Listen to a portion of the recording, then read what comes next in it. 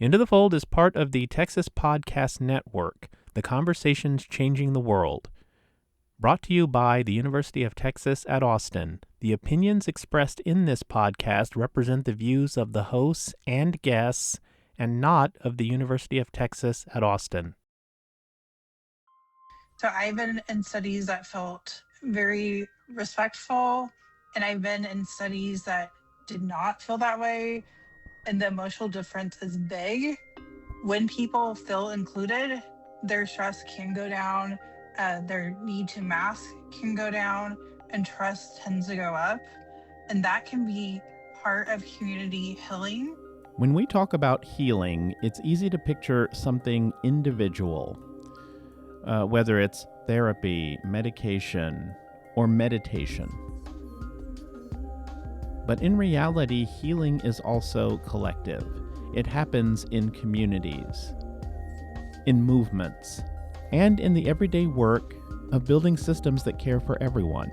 All across Texas, people are showing that you don't have to wait for change from the top down, that you can build it from the ground up. And when local efforts succeed, they don't just transform a workplace, a neighborhood, a classroom.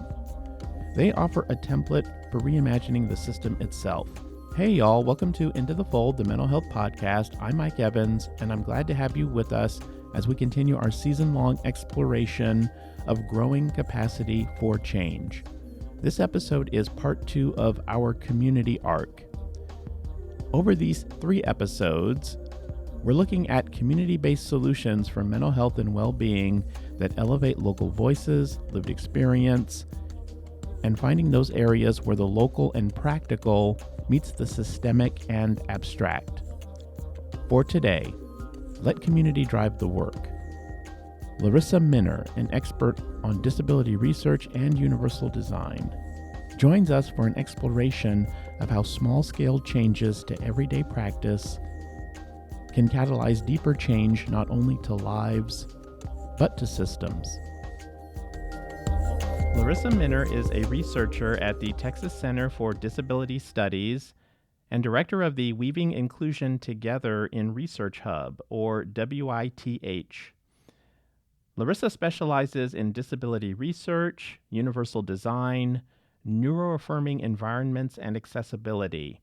She has helped create advisory structures where autistic adults and people with intellectual and developmental disabilities shape research, training, and practice.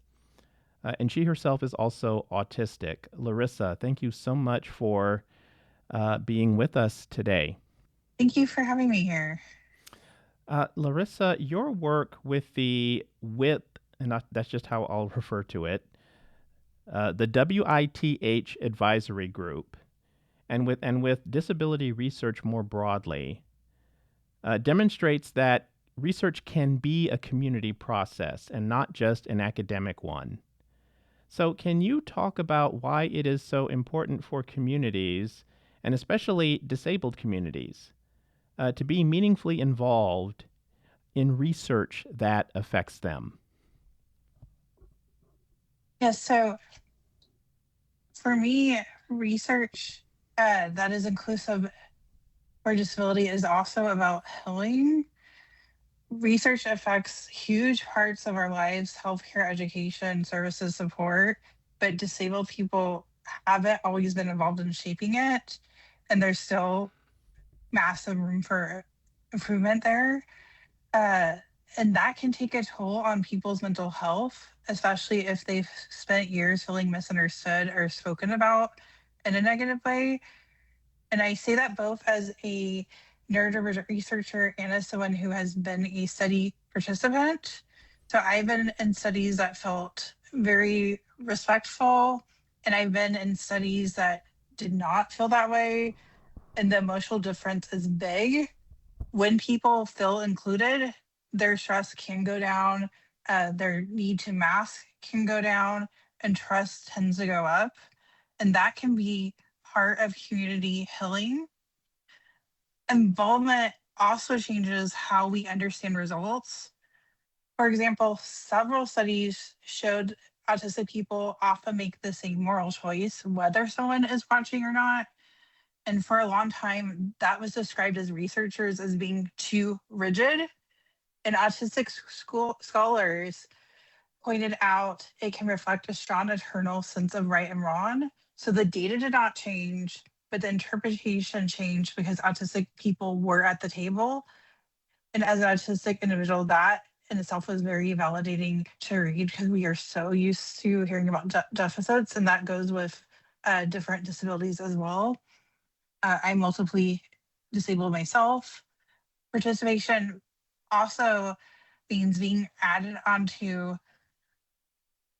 it doesn't mean being added onto a plan that someone else has made when we look at true participation.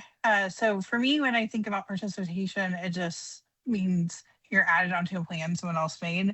But if we're looking at co-design, which ideally we would automatically include when we think of true participation, co-design means shaping the questions and wording the materials, the access needs, and how the results are used right from the start, and making sure that the study is meaningful to the participants themselves, which is why with Weaving Inclusion Together in Research Hub is built around that idea.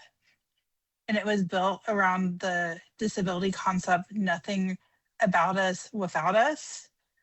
So we paid disabled advisors, in particular adults that identify as having intellectual and developmental disabilities, including autism, and family members or those that identify as both, to give feedback every step of the way of research. They can also help build accessible materials and make sure that the research itself is disability inclusive and relevant. WITH has changed how we design projects at our center, Texas Center for Disability Studies, and also how people feel during the process. WITH has been around for, I think it's been about 2 years now. And we're honestly still learning. It's an ongoing, always learning process, I would say, with any new program. So for WITH, near the beginning, we wanted to make sure that the people that are WITH members were included in what WITH would look like. So near the beginning, once we already had done the recruitment, we had different sessions where we were discussing ground rules about how we make it a safe space.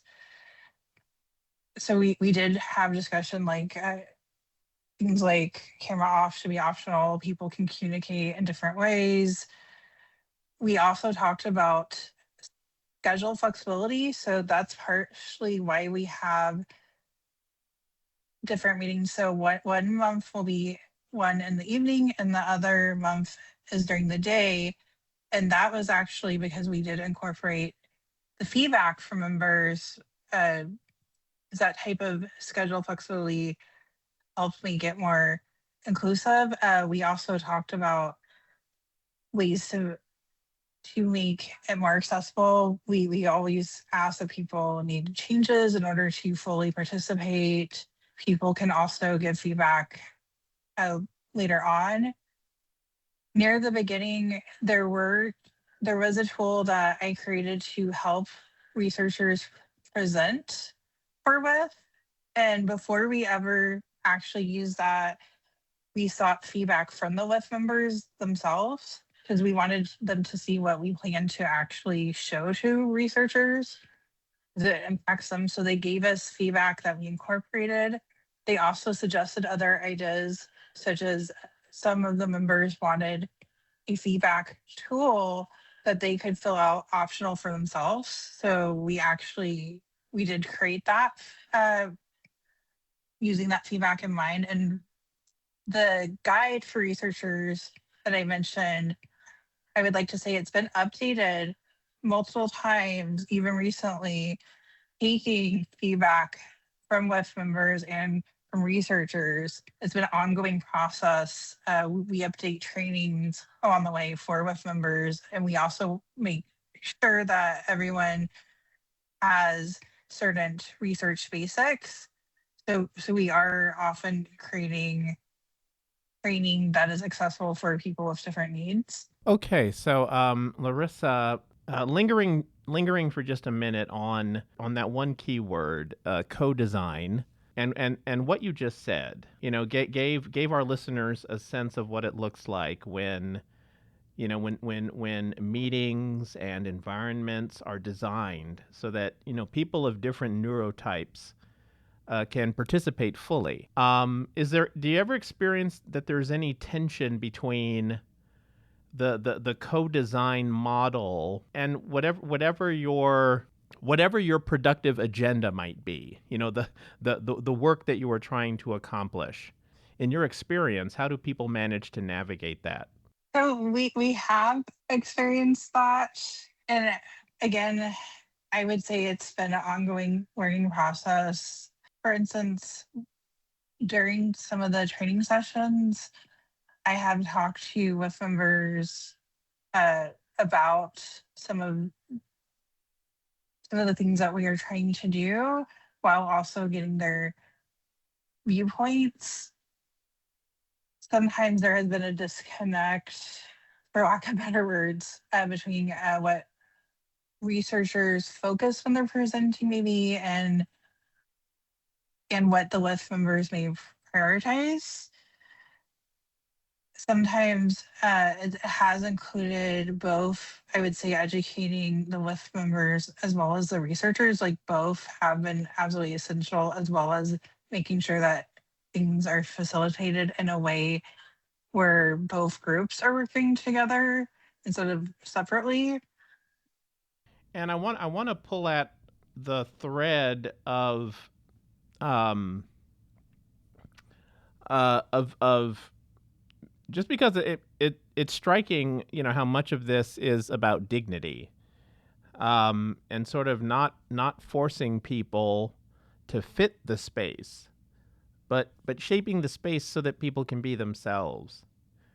Um, and one question that comes to mind is, just for you personally, are there any concrete examples of of of ways that that other people's willingness to shape the space so that you can show up more fully? That any personal examples, first of that being done, and then making a real impact for you. Yes, trying to think of a concrete example. I would say one of the this is pretty simple and it should be best practice in my opinion. Is it can the small difference when someone simply asks me ahead of something, like what changes or is there anything they can do for me that will help me um, participate fully, that in itself can open up where I might feel safer saying my needs. When people normalize certain things like stimming or cameras off or taking breaks, that and I know these things seem small, but they're not often normalized the way that I think they can be. When people talk about like executive function supports, that has helped. That has in particular has helped me when I've been on projects where. So I've been a speaker before, and I can give a more concrete example real quick. One of the most inclusive experiences for me was a place that they they really collaborated with us before the speaking events, and they talked to us, and one of the things that we wanted, and most of us were autistic, was we wanted a prep call and we also wanted a debrief call, because having a debrief call afterwards can really help with anxiety, and also to go over like other steps that we may need to do. That I have not seen implemented too much. They also made it really easy to get accommodations during the actual speaking event, and that made me feel like I could be myself, and I felt comfortable simming, and I also felt comfortable, uh, I guess, just being my authentic self more than I normally would be.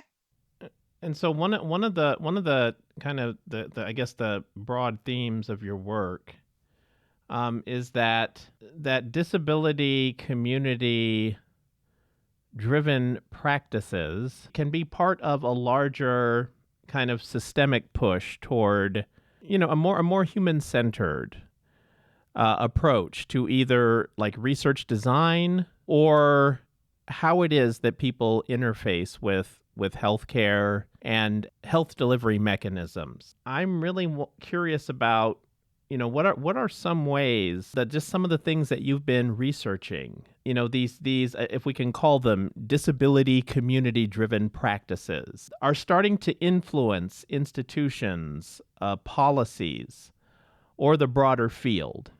That is something that, if I'm going to be honest, if we're looking at different institutions, there's definitely improvement, but not everyone is incorporating even community feedback at, in certain processes, and they're not.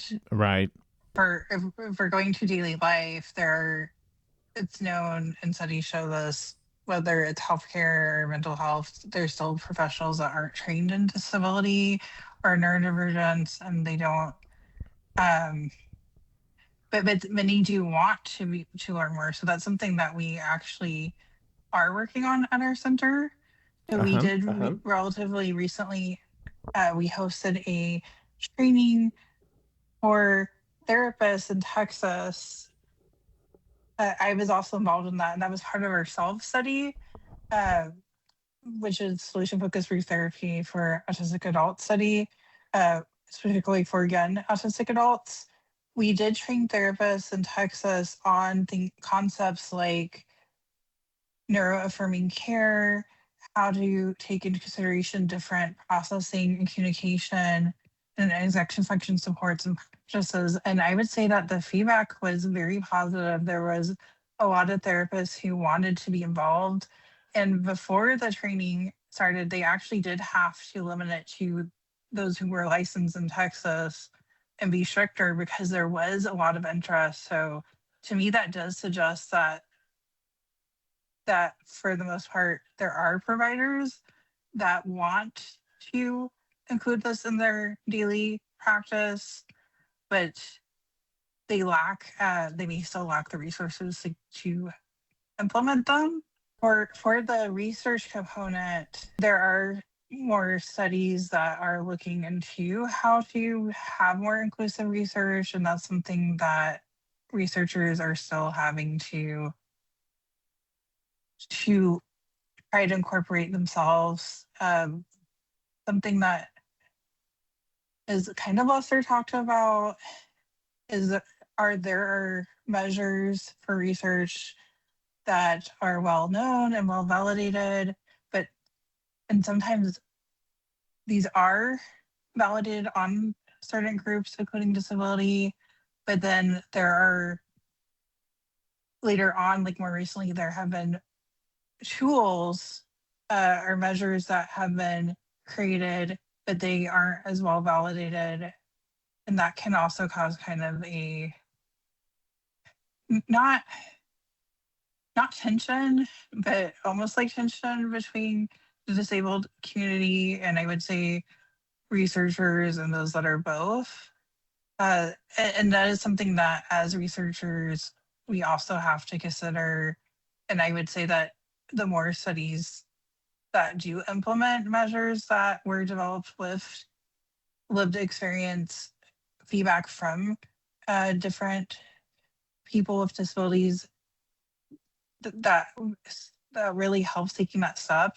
For our self study, we implemented we didn't develop it, but there was a tool that was based on a more well known depression measure, and this particular one was created by and for autistic adults, but it's a newer measure.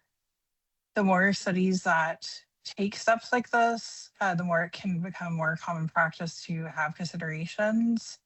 Often, also with research, people may not incorporate certain supports because there are research considerations to make sure that there's a certain amount of rigor. So normalizing these concepts can go a long way, but it does take people publishing and speaking about it to see these changes. Okay, and and one follow up to that that I have is, so for those listening who work in mental health, nonprofits, public systems, what are some practical first steps? And this is kind of a big question. And you can slice off any one piece of it that you feel that you can speak to. What are some practical first steps that they can take to make their own work more inclusive and more community guided? There are trainings that exist, so they can also uh, search for trainings that could help with that. But the other aspect is you can also do your own literature review to see what other people are doing out there. Kind of also finding and talking to other providers could help. Some people already have practices in place. I have talked personally to like providers where they already have steps in the intake process, which I would also recommend when there are questions that everyone is asked, such as for communication and sensory needs, as well as executive function, that can support anyone. And it can also help uh, not just those that are already identified or diagnosed, but a lot of people, as I'm sure you're aware, are not even identified, especially if we're talking about neurodivergence. And it can also help with some other things that can kind of mimic that as well. So having the intake optimize, and also I would also add relooking at that later, because sometimes people's needs change, especially with things like life stress or other things that are going on. So that can help. And I would also say talk to like your clients. I know that might seem obvious, but I feel like that's often not Yeah. utilized enough.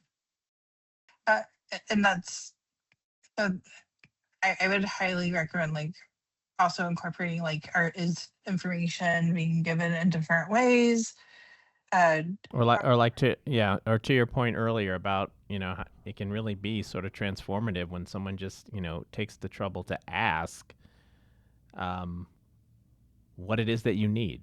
right. Yeah, and so you're involved in a number of different, I guess, research oriented projects that are kind of on the cutting edge of disability and accessibility. Um, and I'm just curious about what is on the horizon for you. Any upcoming goals or project milestones um, that you would like for our listeners to be aware of? A milestone is that we do hope that the self study, and that's the supportive outcomes through listening validation empowerment, that's a solution focused group therapy study. We do hope to end. We're still recruiting, but at this time, but we do hope to have this a second pilot run close over the next few months. If I was going to give an estimate, and then take that information from our data. And again, this is a mixed method study, so we'll have both quantitative and qualitative data to improve future runs.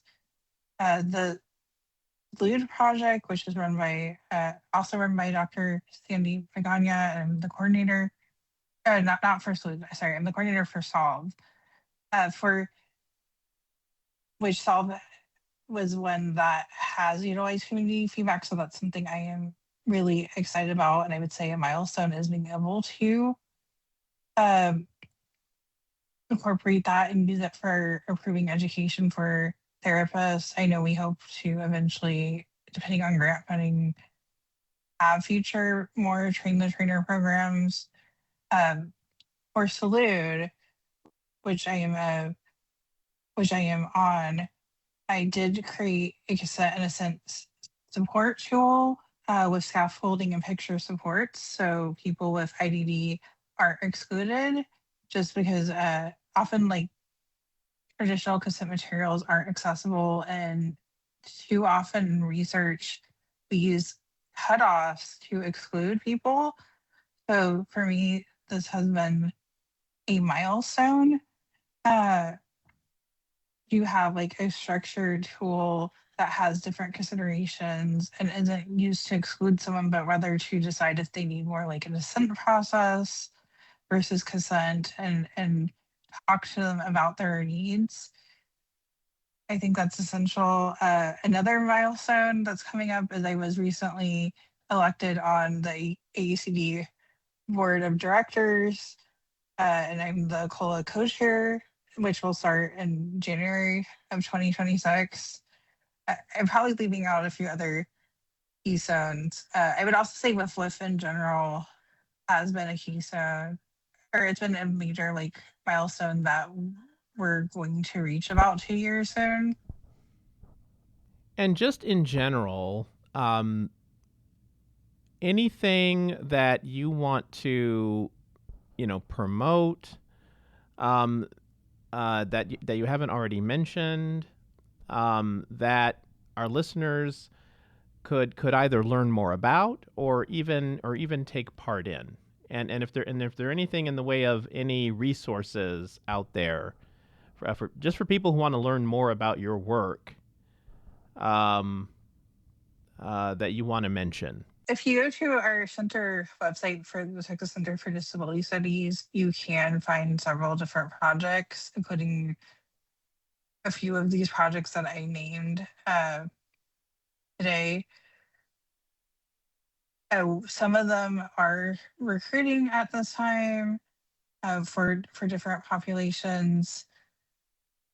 If you're a research, if you're a researcher at UT, doesn't necessarily need to be at the School of Social Work, but the WIF group is. We're currently looking for researchers who want to participate that are UT affiliated. Uh, Particularly those that would like to consider using the LIF in their future grant proposals to get feedback that can shape different steps of their research project. Uh, if that's something you're interested in, you can again check the TCDS website under projects and the LIF group, as well as the contact information and a interest form are all included for that. Or a couple of the other projects, such as the Solve study, will be on there. I don't think I mentioned the Power study, but that is still recruiting, and that's a study that I've been on the team that also has been aiming to make sure that the research is accessible. For myself, I do have a website that's outside of like UT, and I'm also on LinkedIn, so you could reach out to me if you're interested in that. I also do content creation and speaking and training, particularly in areas related to universal design, accessibility, and neurodivergence. Okay, what's that web address? For my website, Yeah. okay, it is, I believe it's larissaminner.com. Yes, so it's just larissaminner.com. Okay, and Minner is spelled with two N's. Well, okay, Larissa. That sounds like a lot. It sounds like you really have your hands full. I think that for anyone who has, um, just spent any amount of time wrestling with, issues of neurodivergence or disability, inclusion, and accessibility. There are a lot of very exciting frontiers that I think that your work can be an important access point, for those who just want to just know a lot more about all of that. And so we really do appreciate you taking the time to come onto the podcast today, and good luck with it all. Thank you. God to be glad that I was able to be here, and I hope that more researchers and providers truly consider using different people's voices, because it's very much needed. Before we wrap up, a quick reminder that this episode is part of our new season theme, Growing Capacity for Change. Across 4 arcs: community, partnership, policy, and research, innovation, and education, we're exploring how people all across Texas are growing their capacity toward a better, more lasting mental health landscape. If you haven't already, check out our previous episodes this season and follow along as we continue to tell stories that connect and inspire. And that does it for this episode. We're glad that you could join us. Production assistance by Cheyenne Salazar, Kate Rooney, and Daryl Wiggins. And thanks as always to the Hogg Foundation for its support. If you have comments or anything you would like to share about the podcast, feel free to reach out to us at intothefold@austin.utexas.edu. Thoughtful comments will be acknowledged during a future episode. Our mental health matters. Please leave us a review and subscribe to us on your preferred podcast platform. And don't forget to check out the show notes for related content, including past episodes. Transition music by Northbound. Taking us out now is Anna's Good Vibes by our good friend Anna Harris. Thanks for joining us.